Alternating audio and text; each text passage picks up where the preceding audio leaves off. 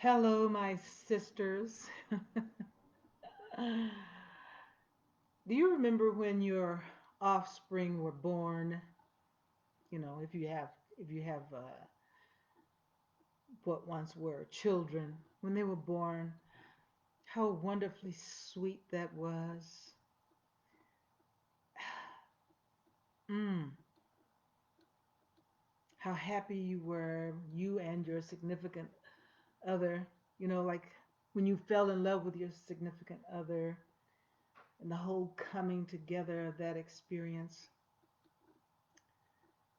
You remember the warm, fuzzy feeling you got as you watched your the father or your partner uh, hold the baby. I remember having a just a love feeling that came over me. It's indescribable. Do you remember having that feeling? It's pretty special. Now fast forward. Now the babies are adults. The significant other is, well, you tell me. And it appears that far too often you are the reason things are not going well. Stuff is blamed on you all the time. And you blame yourself for not being that perfect mother that you should have been, could have been, thought you were. And then as you move forward in time, you find out, oh my God, I was not that great. Some of us actually beat up on ourselves because of what we see in 2020 hindsight, of what we could have done or said or handled things in an ongoing way, um, feeling guilty for just so many things. I mean, I look at my own experience as a mother. My offspring is, well, seriously an adult, and God, there's so many things I look back on that I could have done better. I'm sure there are numbers of you out there that have the same experience, are having the same experience, and want to feel guilty for it. Feel guilty for how we handled or didn't handle so many things, right? I'm here to tell you to stop it. Stop feeling guilty for saying the wrong thing at the right time, you know, or the right thing at the wrong time. Do you let these things eat you emotionally? Do you beat yourself up over it? Well, you have to remember that they are not the boss of you. You are the boss of you. You know, come out of the shadows with your disappointment and just stop.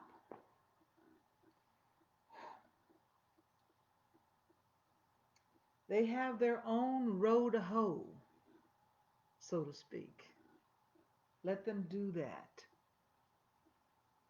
Your best was good enough. This is the main thing that we have to understand. Stop prematurely aging yourself and feeding chronic disease on yourself because, guilt feelings about what you could have done that you didn't do, and, how they are blaming you now for what, whatever. There's so many things that we can be blamed for on an ongoing basis. Is ridiculous. So just stop it. Save yourself. I mean, I had that experience with my son, and he decides to stop speaking with me, and after telling me that I'm the best mother he's ever had. I mean, how do you do that?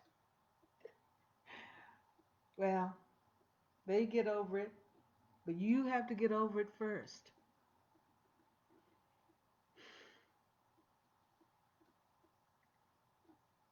Do you let your misunderstandings with offspring and family or any family, do you let it just eat you emotionally?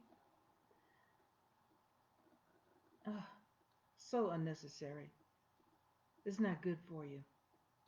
Like I said, it leads to whatever chronic diseases you may be experiencing right now, if you are, or stresses that are leading to the chronic disease. You know, there was, what was his name? I can't remember.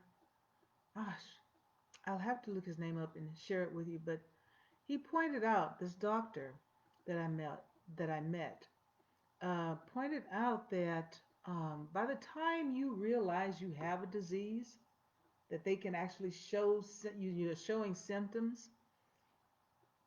The disease itself is 40% along. You've had it a long, long time before it's showing itself up.